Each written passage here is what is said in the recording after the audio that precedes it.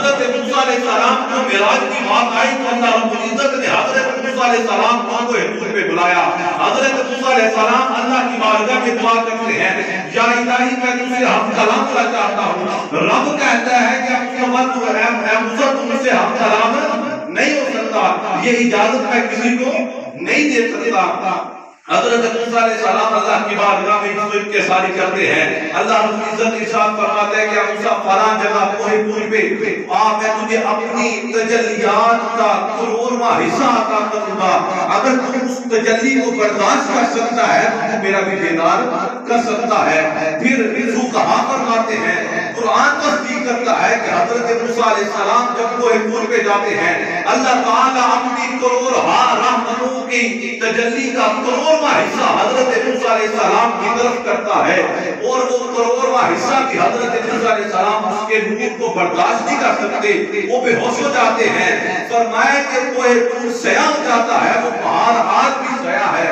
فرمایا کہ اللہ رب العزت کی تجلیات کا کروڑواں حصہ حضرت موسیٰ علیہ السلام کو عطا کیا گیا. حضرت موسیٰ علیہ السلام اللہ سے ہم کلام ہو رہے ہیں. فرمایا کہ موسیٰ یہ اجازت میں کسی کو نہیں دوں گا. یہ موسیٰ علیہ السلام کی معراج ہے. پھر وہ اپنے رب سے ہم کلام ہوتے رہے.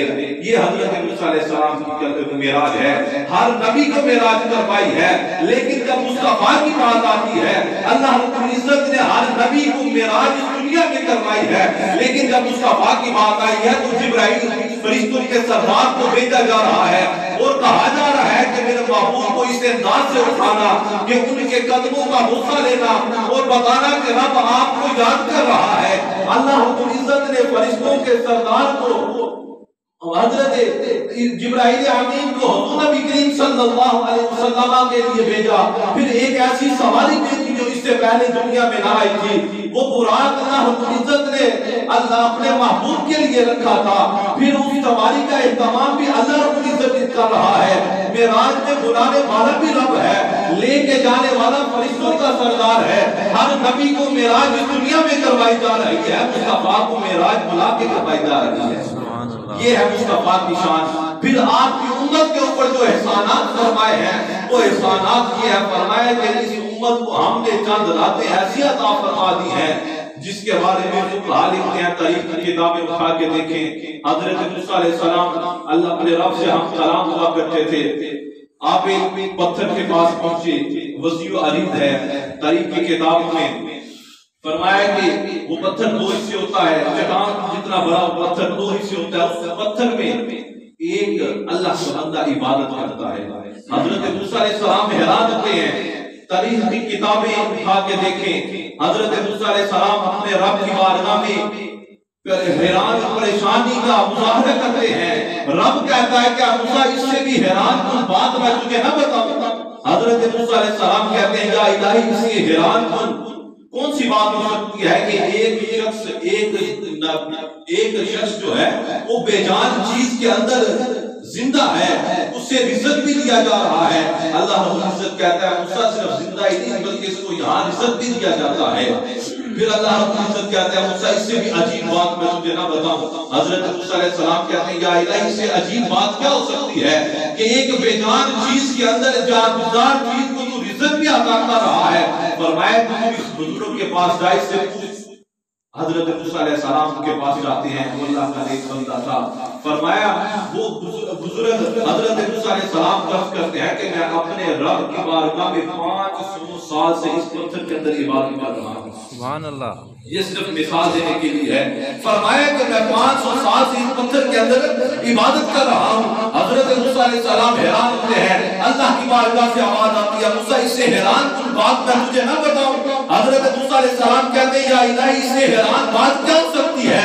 ایک بے جان چیز کے اندر جاندار شخص ہے, وہ تیری عبادت بھی کر رہا ہے, اسے تو رزق بھی دے رہا ہے, وہ تیری ہر نعمت سے فائدہ بھی اٹھا رہا ہے, اور اس سے عجیب بات اور کیا ہو سکتی ہے کہ وہ 500 سال سے تیری عبادت میں مصروف ہے.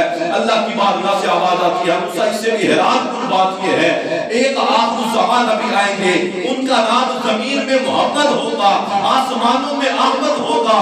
وہ میرا محبوب جب اس دنیا میں تشریف لائے گا, اس کی امت اللہ رب العزت ارشاد فرماتا ہے کہ اے موسیٰ اس میں حیران کن بات یہ ہے اس محبوب کی امت کو چند راتیں ایسی عطا فرماؤں گا وہ اللہ کے محبوب کی گناہگار امت ان راتوں میں اگر 2 رکعت نماز نفل اللہ کی رضا کے لیے ادا کر لی 500 سال کی عبادت سے افضل ہے۔ سبحان اللہ۔ یہ مثال دینے کے لیے ہے، فرمایا کہ ان راتوں کی جو عبادت ہے وہ فرمایا کہ ان امتوں کی 500 سال کی عبادت سے افضل ہے، بشرطے کہ وہ اللہ کی رضا کے لیے ہو، بشرطے کہ وہ اللہ کی رضا کے لیے ہو۔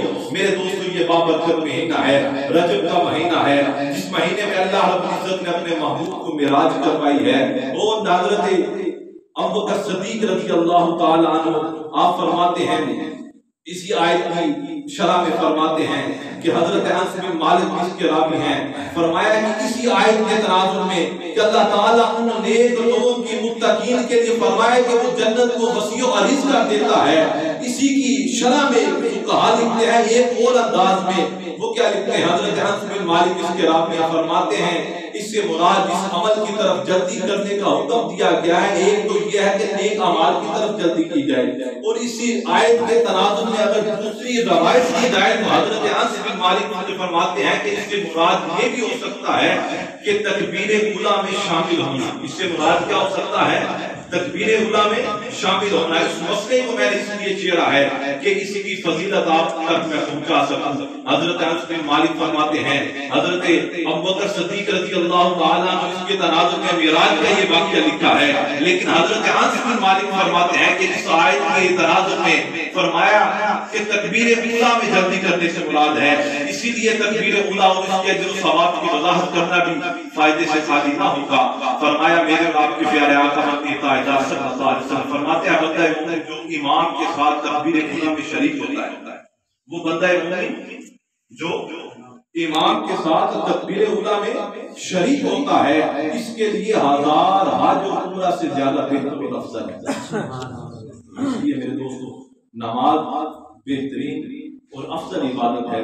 اللہ رب العزت کی بارگاہ میں دعا ہے کہ اللہ نے اپنے محبوب کو معراج میں جو تحفہ عطا فرمایا ہے اللہ تعالی ہمیں اس کی پابندی کرنے کی اور اس پر عمل پیرا ہو کے اللہ اپنے رب کی بارگاہ میں سجدہ دینے کی توفیق عطا فرمائے، اور تکبیر اولیٰ فرمائے کہ یہ 1000 حج و عمرے سے بہتر ہے کہ تکبیر اولیٰ کے ساتھ نماز ادا کرے۔ اللہ رب العزت کی بارگاہ میں دعا ہے کہ ہمیں نماز کی باجماعت ادا کرنے کی توفیق عطا فرمائے۔